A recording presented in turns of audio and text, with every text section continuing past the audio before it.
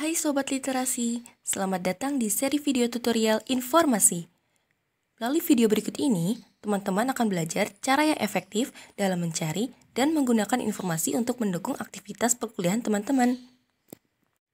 Di seri keempat pada video tutorial literasi informasi ini, kita akan membahas mengenai etika penggunaan informasi. Menggunakan informasi aja ternyata ada etikanya.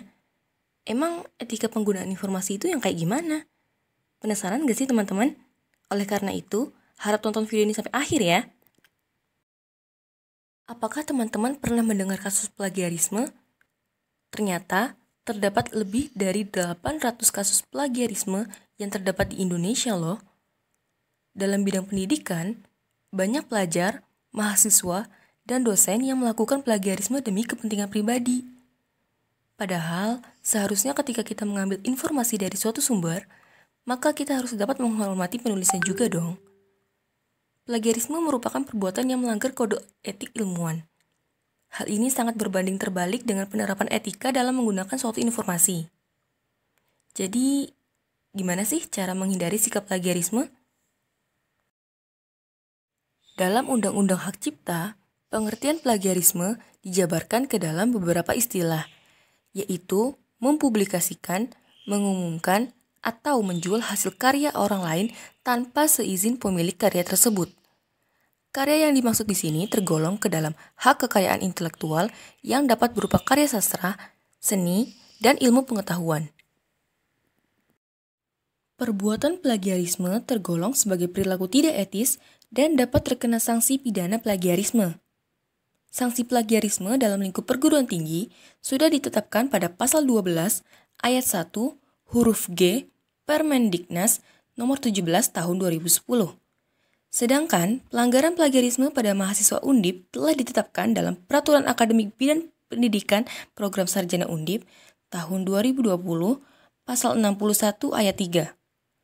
Berbeda pada Perak Undip pasal 62 ayat 2 yang menjelaskan bahwa ketika seseorang masih dalam status mahasiswa, maka status pendidikan tersebut akan dicabut secara permanen. Kemudian, ketika melakukan pelanggaran plagiarisme adalah alumni mahasiswa, maka sanksi tersebut berupa pencabutan ijazah dan transkrip nilai, serta dinyatakan tidak diperbolehkan untuk melanjutkan studi di Undip. Lalu, tindakan apa yang dapat dikatakan sebagai bentuk plagiarisme? Nah, beberapa hal ini termasuk ke dalam tindakan plagiarisme. Yang pertama adalah mengutip informasi atau kalimat tanpa menyebutkan nama sumber, sitasi, referensi, identitas, atau tidak mencantumkan tanda kutip sebagai bentuk pengambilan informasi dari sumber lain. Hal itu akan membuat pembaca mengira bahwa informasi tersebut dibuat sendiri dan belum memiliki sumber. Yang kedua adalah menggunakan pandangan atau teori orang lain dengan tidak mencantumkan sumbernya. Yang ketiga adalah menggunakan fakta tanpa mencantumkan identitas sumbernya. Yang keempat, mengakui tulisan orang lain dengan mengaku bahwa informasi tersebut merupakan karyanya. Yang kelima, melakukan parafrase yang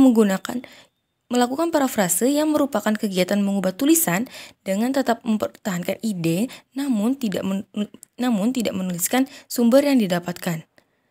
Dan yang terakhir adalah melakukan publikasi terhadap suatu karya ke dalam situs atau portal informasi yang telah dipublikasikan terhadap pihak lain seakan-akan karya tersebut adalah miliknya. Menurut Sulistyo, terdapat 4 tipe plagiarisme. Yang pertama, plagiarisme kata demi kata, yaitu mengambil satu persatu kata yang diambil sebagai proses plagiat. Yang kedua, plagiarisme sumber, yaitu penulis menggunakan gagasan orang lain tanpa mencantumkan sumbernya. Yang ketiga, plagiarisme kepengarangan, yaitu mengakui pengarang karya orang lain sebagai karyanya. Dan yang keempat, self-plagiarisme, yaitu penulis mempublikasikan kembali satu artikel pada lebih dari satu situs publikasi dan kemudian mendaur ulang karyanya. Ada beberapa hal yang bisa kita lakukan untuk menghindari plagiarisme, yaitu dengan pengutipan dan parafrase. Yang pertama, pengutipan. Seorang penulis harus menggunakan 2 tanda kutip jika mengambil langsung satu kalimat dengan menyebutkan sumbernya. Kita juga harus memperhatikan aturan pengutipan agar tidak terjadi kesalahan dalam melakukan pengutipan. Yang kedua adalah parafrase. Selain mengutip, penulis juga bisa melakukan parafrase. Parafrase merupakan tindakan bentuk pengungkapan kembali suatu kata, bahasa, kalimat, atau pernyataan dengan menggunakan diksi yang lebih sederhana, namun tidak dengan mengubah makna dari bahasa tersebut, dan dengan tetap menyebutkan sumbernya. Dan jangan lupa untuk selalu menuliskan sumbernya dalam citasi kalimat dan daftar pustaka ya. Nah, selanjutnya ada alat bantu yang bisa kita gunakan untuk menghindari plagiarisme.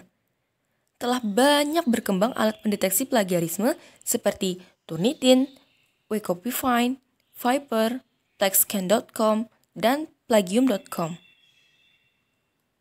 Selain itu, ada alat bantu lain seperti Reference Manager dan Reference Generator. Reference Generator sendiri berfungsi untuk menyusun data bibliografis menjadi sebuah bentuk citasi dengan model tertentu. Ada beberapa aplikasi reference generator yang tidak berbayar nih teman-teman, seperti Eturabian, Citefast, BibMe, dan juga EasyBib. Mengapa Reference Manager sangat diperlukan di era yang serba digital saat ini? Apa itu Reference Manager? Reference Manager adalah cara mengolah informasi dengan sistematis tentang penulisan informasi ilmiah, termasuk penulis, judul, jurnal, dan metadata lainnya. Inti dari pengelolaan informasi ini terletak pada publikasi digital. Nah, ada banyak aplikasi reference manager yang biasa digunakan untuk membantu mengelola referensi penelitian. Berikut ini 3 aplikasi reference manager yang sering digunakan. Yang pertama ada Mendeley. Mendeley merupakan aplikasi yang dapat mengelola referensi penelitian. Aplikasi tersebut juga menyediakan fasilitas untuk menyimpan file dan mengaksesnya dari berbagai perangkat. Yang kedua ada EndNote. EndNote adalah aplikasi yang digunakan yang juga untuk mengelola referensi penelitian. Aplikasi ini memungkinkan pengguna untuk menambahkan referensi dari berbagai sumber seperti jurnal, buku, dan artikel online. Selain itu, EndNote juga mempunyai fitur yang memudahkan pengguna untuk mengatur referensi berdasarkan kategori dan membuat daftar pustaka dalam berbagai format. Yang ketiga ada Zotero. Zotero merupakan aplikasi yang juga populer digunakan untuk mengelola referensi penelitian. Nah, aplikasi ini memiliki fitur yang memudahkan pengguna untuk menambahkan referensi dari berbagai sumber.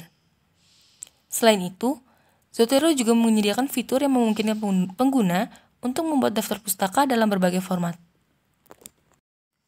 Alasan menggunakan Reference Manager.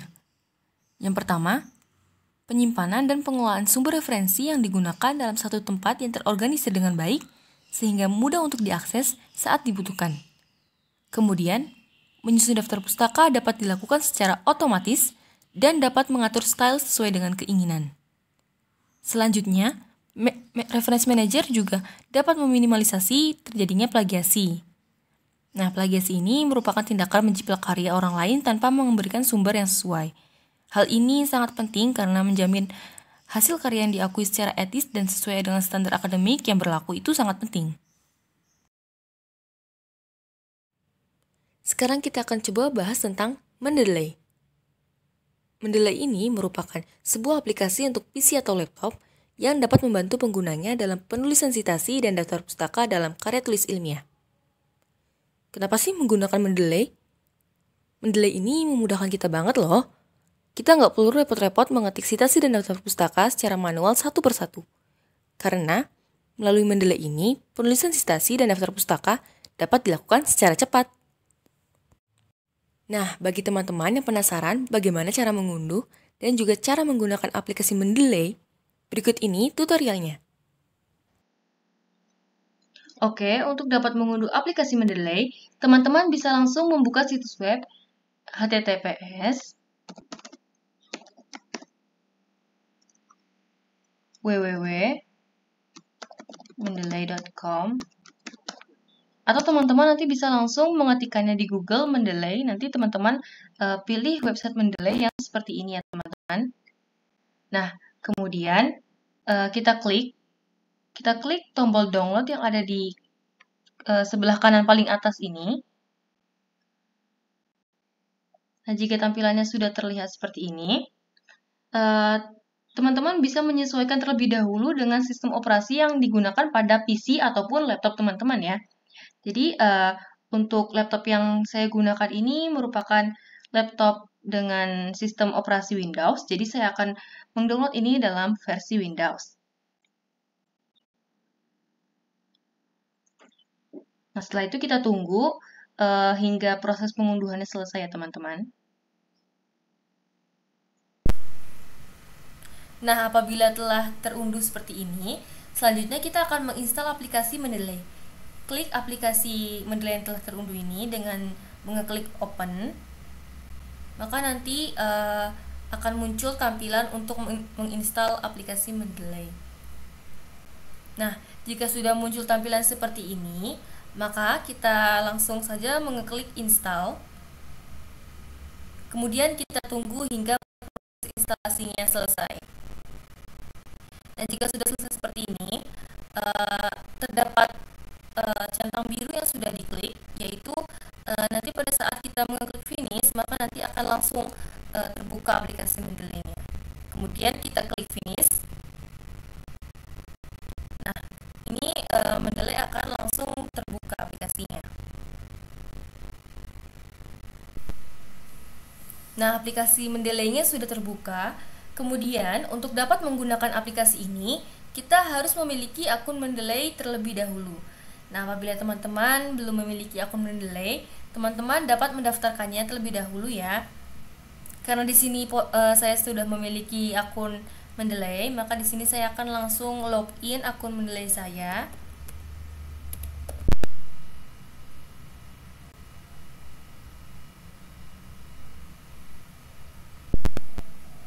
Nah, berikut ini merupakan tampilan dari aplikasi Mendeley ya teman-teman. Kemudian, apabila teman-teman ingin menulis citasi ataupun daftar pustaka di Microsoft Word, maka akan menjadi lebih gampang apabila teman-teman menggunakan aplikasi ini begitu. Oke, untuk memulainya, pertama-tama kita pilih menu Tools, kemudian kita pilih Install Mendeley Site for Microsoft Word.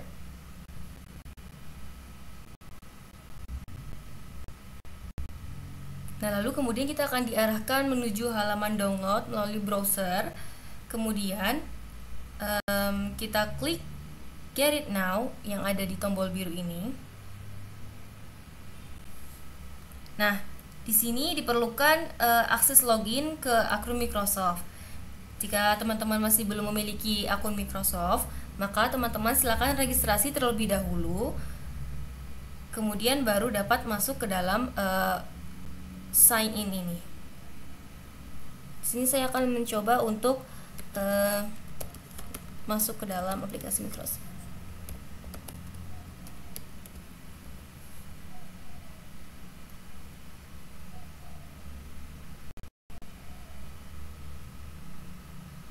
Nah, di sini ada beberapa verifikasi yang harus dilakukan, maka teman-teman ikuti saja terlebih dahulu.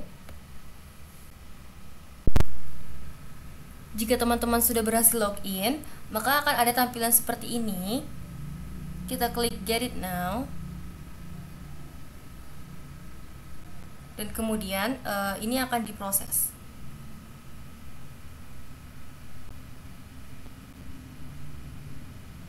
Nah, jika sudah selesai masuk, kemudian kita akan membuka Word, open in Word.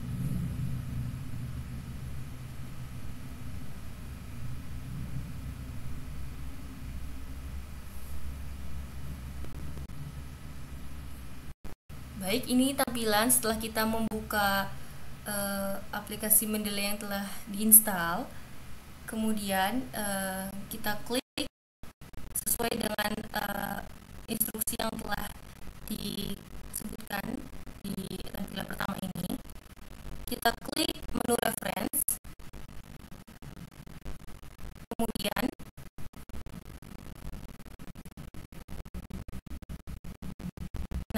sebelah sini sudah terlihat bahwa Mendeley sudah terinstall di aplikasi Microsoft Word. Dengan begini, teman-teman akan bisa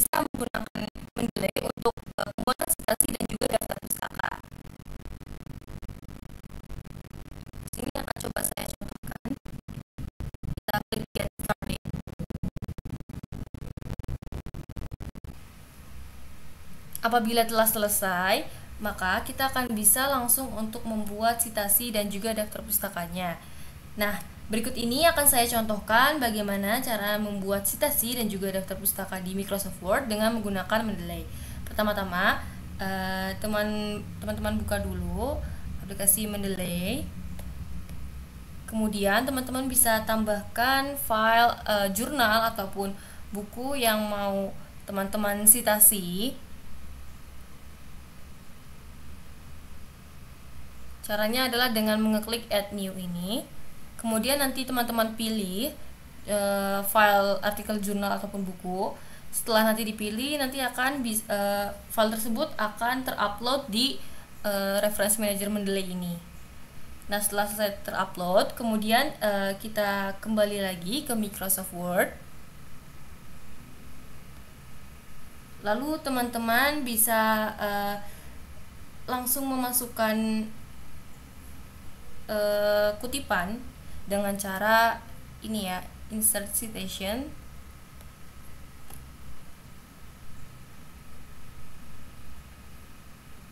Misalnya di sini saya akan menggunakan file yang sudah saya masukkan tadi, yang ini.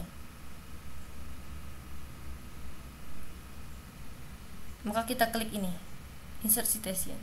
Nah, di sini sudah terlihat ya teman-teman bahwa kutipan citasinya sudah berhasil dimasukkan. Nah, setelah muncul seperti ini, saya akan coba untuk masukkan sumber yang lain. Misal saya gunakan sumber lain, yaitu ini. Saya insert citation. Nah, jika sudah semisal teman-teman sudah selesai melakukan citasi pada kalimat-kalimat yang dikutip, kemudian kita berpindah untuk membuat daftar pustaka.